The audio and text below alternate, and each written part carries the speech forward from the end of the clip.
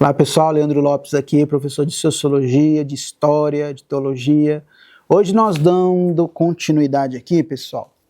Hoje nós vamos falar um pouquinho aqui, na nossa unidade 4 da nossa matéria, disciplina de Introdução à Sociologia, nós vamos falar aqui sobre os fundamentos da antropologia cultural e social. Olha só, mais uma área de humanas contribuindo, né, pessoal, para a sociedade, para o campo dos estudos, campo das ideias, e a antropologia, que é uma área tão importante que nesses últimos tempos, nesses últimos anos, tem andado junto ali com a área de história também, né? Essa área que tem o seu papel muito importante dentro da área de humanas, porque a antropologia cultural é aquela área que vai estudar os povos, a sua língua, a sua cultura, suas crenças e tradições. E o interessante da antropologia, para quem não sabe, é que a antropologia ela não vai julgar, ela não vai fazer juízo de valor de práticas de determinados grupos, determinadas tribos ou povos, né? Ela vai estudar ali a prática, né? Procurar entender o porquê fazem o que fazem, né? Então, quando a gente vê ali, por exemplo, tribos no passado que tinha uma prática ali de comer carne humana, a antropologia ela não vai fazer juízo de valor desses povos, mas procurar entender a prática, o porquê. Até porque entendemos, né, descobrimos através dos estudos que essas práticas ali, muitos ali era por conta ali, acredita-se que aquelas tribos comendo a carne humana ali do seu oponente, do seu inimigo, eles estariam ali adquirindo a força dos seus inimigos, ou eles estariam vingando ali, né, os seus entes queridos, né? Mas a antropologia ela tem esse lado interessante, porque ela não vai ter esse lado julgador, né? Ela vai estudar a prática, o porquê fazem tal prática, né? Praticam tal situação. Então veja, a antropologia é o estudo da humanidade, enquanto a teologia é o estudo ali em relação a Deus, a sua revelação. A sociologia já é o estudo ali da sociedade, né? Aqui a antropologia é o estudo da humanidade, em todas as suas dimensões, passadas e presentes. A antropologia social e cultural, especificamente, foca em como as sociedades humanas se estruturam, como as pessoas interagem e como dão sentido ao mundo ao seu redor. Olha só, elas estudam as sociedades humanas, como as suas estruturas, e como as pessoas interagem entre si, e como dão sentido ao mundo ao seu redor. A compreensão antropológica exige uma visão holística. Não podemos entender a crença, ritos, costumes de outros povos sem entender de fato o que está por trás. Entender o contexto, aquilo que eu falei agora há pouco. A sociologia, a antropologia, ela não vai fazer juízo de valor por tribos que comiam carne humana, mas elas vão procurar entender o porquê faziam, né? O que está por trás da prática das pessoas que comiam carne humana, aquelas tribos, né?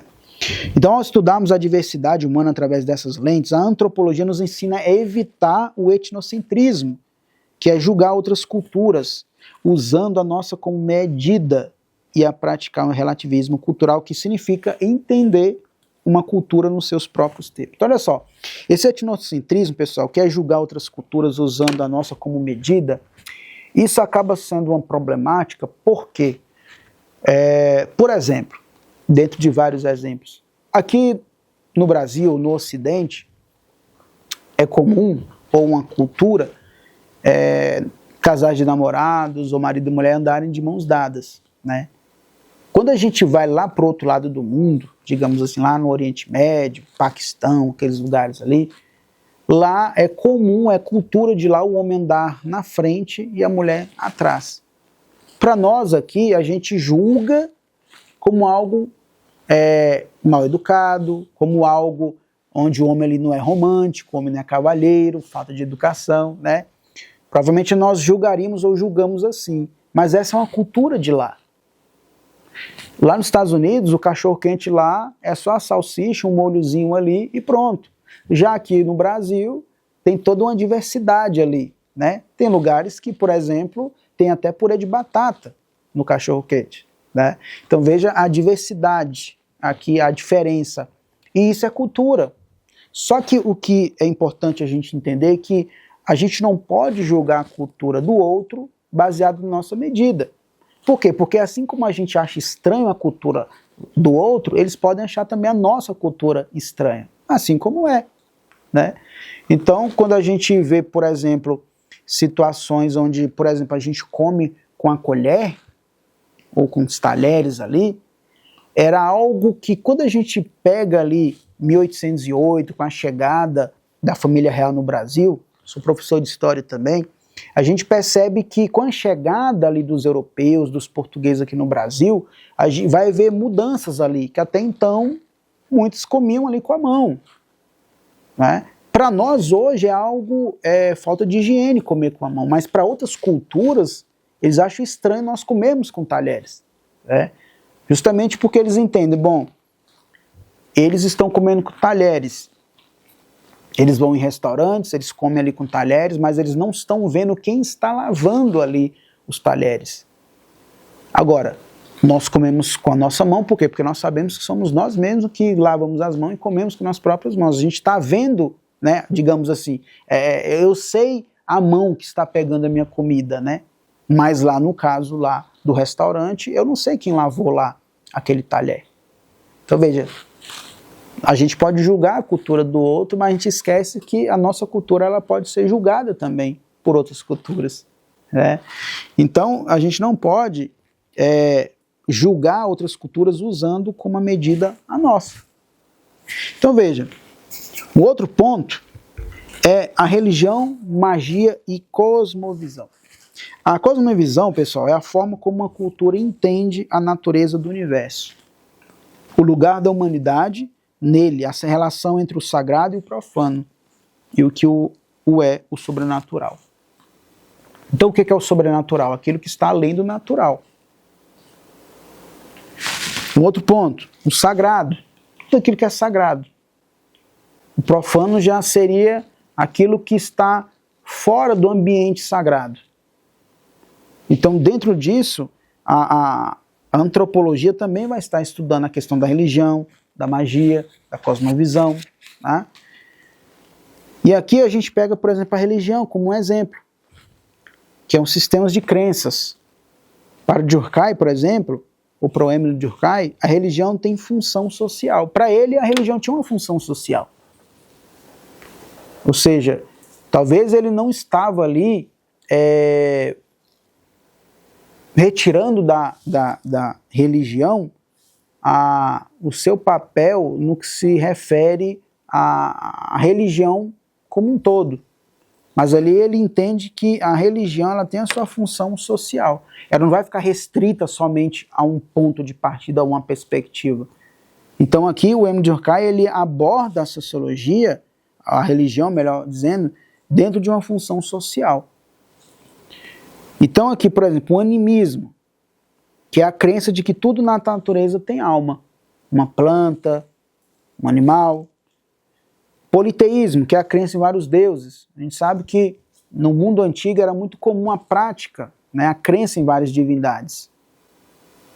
No Egito Antigo, ali na Roma Antiga, na Grécia, em tantos outros lugares. Era comum essa crença, né, em acreditar, servir a outras divindades, né? O chamado politeísmo, a crença em várias divindades. E tem aqui o monoteísmo, que já é o contrário, que já é a crença em um único Deus, né? Quando a gente pega essa perspectiva da magia, pessoal, que são práticas destinadas a manipular forças sobrenaturais. Então, a magia são práticas destinadas a manipular forças sobrenaturais para fins específicos, como curar uma doença ou garantir uma boa colheita. Então tudo isso aqui são espécies de ritos, de rituais, no caso de magia, com o intuito de manipular as forças sobrenaturais para fins específicos. Seja para curar a pessoa ou para garantir o quê? Uma boa colheita. Então a gente percebe que dentro disso, até a própria arqueologia já descobriu no passado pedaços ali de cerâmica, onde tinham inscrições ali de determinados grupos ali étnicos, que ali naquelas inscrições eles estavam proferindo, né, maldições para os seus inimigos, né? Em outros lugares ali do mundo foi descoberto pela arqueologia pedaços de boneco de argila, como que se estivesse ali com os pés e mãos atados, né? Como se fosse ali uma forma de neutralizar o inimigo, né? Como se fosse hoje o chamado voodoo, né? Um outro ponto é o ritual, que são comportamentos formais estilizados e repetitivos que marcam transições, ou seja, mudanças, ritos de passagem. E vem os símbolos religiosos, para nós finalizarmos aqui a nossa unidade, que são os objetos ou gestos que carregam significados profundos dentro de uma tradição religiosa. Por exemplo, a cruz, a água, o pão na tradição cristã. Então, por exemplo, a cruz. A cruz é algo que representa o quê? Geralmente a religião cristã. Embora outras pessoas vão entender que a cruz ela remete tanto à tradição cristã, como vai ali ser associada a Jesus, mas também vai ser associada à morte, né? E aí vem outro elemento, a água. A água, para muitas culturas, ela simboliza ali pureza.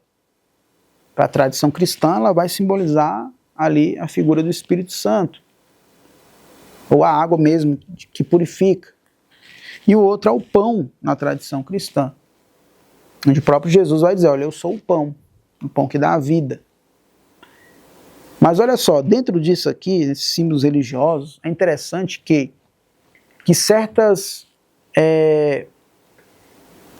gestos que nós fazemos são gestos que não são exclusivistas ou exclusivos, por exemplo, dos cristãos. Então, por exemplo, esse gesto de levantar as mãos ao alto, de se ajoelhar, não são gestos exclusivamente cristãos. Por quê? Porque tem outros grupos religiosos que assim também fazem, né? Então, dentro desse contexto de símbolos religiosos, esses objetos ou gestos carregam significados profundos dentro de uma tradição religiosa. Então, esse ato de levar as mãos para o alto, de se ajoelhar, são práticas que são muitas vezes associadas a grupos cristãos, por exemplo, ou grupos religiosos cristãos, mas também outros grupos religiosos ali também o fazem, né? Cada um no seu jeito, cada um no seu ritual, na sua liturgia, em relação à sua divindade, né? Então veja que dentro disso que nós estamos vendo aqui nessa unidade 4, Fundamentos da Antropologia Cultural e Social, ela é muito rica, por quê? Porque ela vai estudar a humanidade dentro ali dos seus elementos sociais. Tá bom, pessoal? Espero que tenham gostado da aula. Até a próxima.